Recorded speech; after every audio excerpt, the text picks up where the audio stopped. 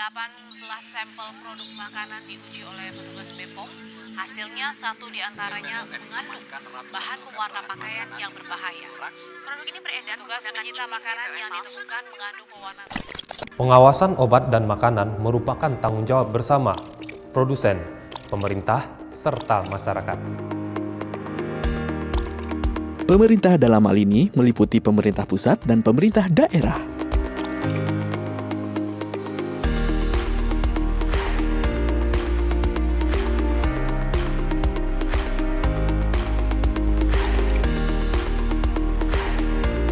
Badan POM berdasarkan Peraturan Presiden Nomor 80 Tahun 2017 yang dikuatkan dengan Instruksi Presiden Nomor 3 Tahun 2017 diberikan mandat sebagai lembaga pemerintah non-kementerian untuk menyelenggarakan tugas pemerintahan di bidang pengawasan obat dan makanan. Salah satunya adalah fungsi koordinasi pelaksanaan pengawasan obat dan makanan, baik dengan pemerintah pusat maupun daerah.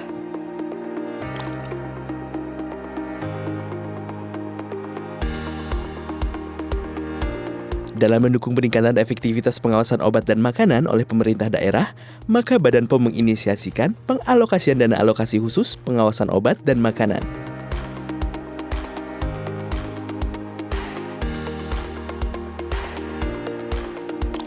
Apa itu DAK non-fisik POM? DAK non-fisik POM adalah dana yang diampu oleh Badan Pengawas Obat dan Makanan yang bersumber dari dana APBN dan dialokasikan ke Pemda Kabupaten atau Kota untuk membantu membiayai operasional kegiatan pengawasan obat dan makanan yang menjadi urusan daerah dan mendukung prioritas nasional. DAK non-fisik POM ini bertujuan untuk meningkatkan efektivitas pengawasan obat dan makanan di daerah.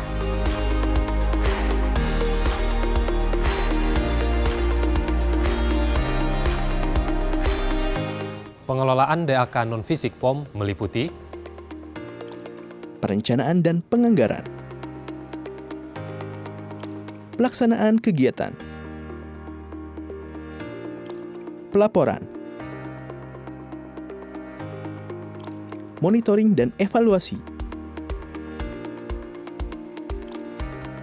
Seperti halnya penggunaan anggaran pada umumnya, prinsip dasar pengelolaan DAK non-fisik POM yaitu memenuhi prinsip sebagai berikut: keterpaduan, efisien, efektif, akuntabel. Adapun rincian menu kegiatan dalam DAK non-fisik POM, antara lain pengembangan mutu dan peningkatan kompetensi teknis SDM kesehatan, penyediaan dan pengelolaan data perizinan dan tindak lanjut pengawasan izin apotek, toko obat, dan UMOT, pengendalian dan pengawasan serta tindak lanjut pengawasan sertifikat produksi PIRT dan nomor PIRT sebagai izin produksi untuk produk makanan minuman tertentu yang dapat diproduksi oleh IRT. Pemeriksaan post-market pada produk makanan minuman industri rumah tangga yang beredar, dan pengawasan serta tindak lanjut pengawasan. Peningkatan upaya promosi kesehatan, advokasi, kemitraan, dan pemberdayaan masyarakat.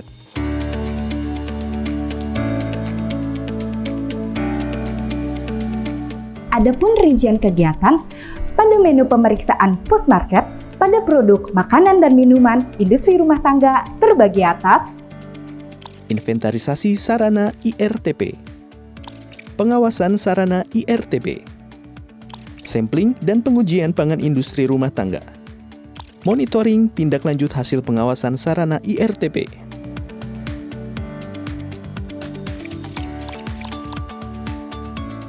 Inventarisasi sarana IRTP merupakan bentuk kegiatan pelaksanaan yang meliputi rapat lintas sektor yang diikuti oleh petugas Dinas Kesehatan, DFI, tenaga pengawas pangan, atau penyuluh keamanan pangan dengan beberapa lintas sektor yaitu Dinas PMP TSP, Dinas Koperasi dan Usaha Kecil Menengah, Dinas Perindustrian dan Perdagangan di wilayah kabupaten atau kota setempat, ataupun instansi terkait lainnya.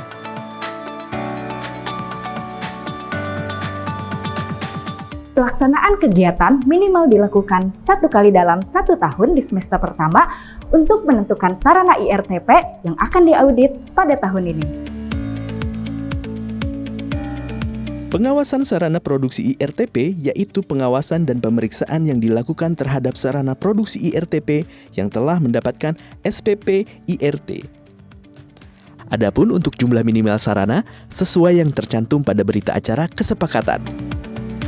Sampling dan pengujian produk PIRT memiliki sasaran di antaranya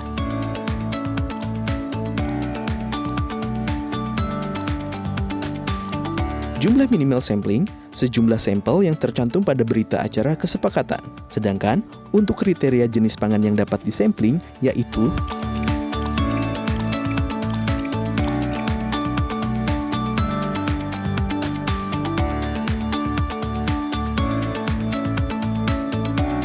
monitoring dan tindak lanjut pengawasan IRTP merupakan rapat dengan lintas sektor terkait yaitu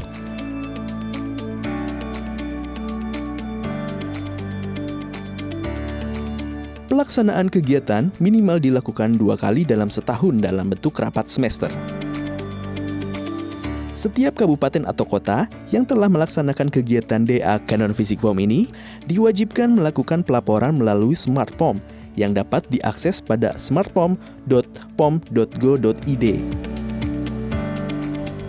Pelaporan yang dilakukan berupa laporan DAK non-fisik POM perincian menu yang terdiri atas realisasi penyerapan anggaran, realisasi kegiatan, permasalahan dalam pelaksanaan, rencana tindak lanjut.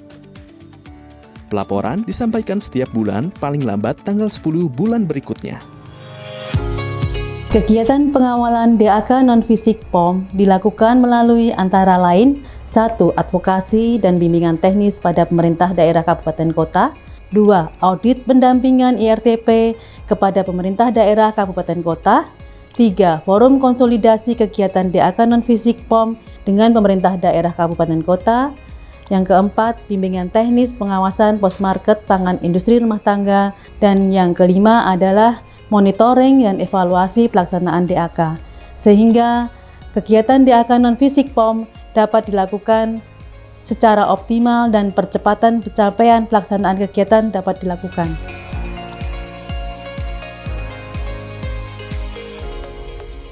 Saya Dr. Sri Mogoretno, Kepala Dinas Kesehatan Kota Bogor, mengucapkan terima kasih atas kepercayaan Badan POM yang telah mengalokasikan dana alokasi khusus pengawasan obat dan makanan kepada pemerintah Kota Bogor. Kami merasakan manfaat yang besar dengan adanya kegiatan-kegiatan tersebut.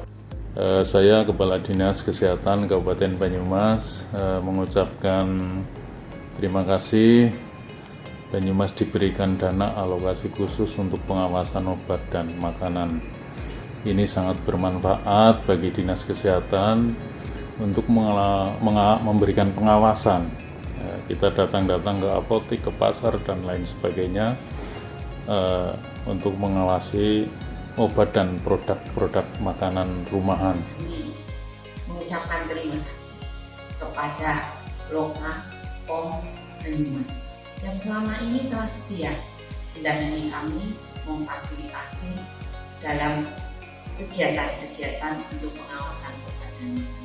Kami bersyukur sekali bahwa Kota Bogor mendapatkan alokasi dana DAK dari POM tahun 2021 ini. Kami merasakan ya sebagai pengawas pangan banyak sekali manfaat yang bisa kami peroleh ya. Salah satunya yaitu kami banyak belajar banyak tentang sampling dan pengujian produk. UMKM yang saya dampingi mereka mengeluhkan ya ketika dalam 1 tahun mereka harus menunggu mengikuti bimbingan, tapi setelah adanya dana DAK ya mereka sangat terbantukan. Sekitar 30 UMKM juara kemarin hampir semuanya itu sudah mendapatkan PIRT dari dana DAK tersebut. Saya merasakan amat sangat banyak manfaat yang diberikan dalam penyuluhan tersebut. Kami tahu bagaimana membuat makanan sehat, di mana anak-anak bisa tumbuh kembang dengan baik dengan hanya satu hal, memberi makanan sehat dimulai dari keluarga.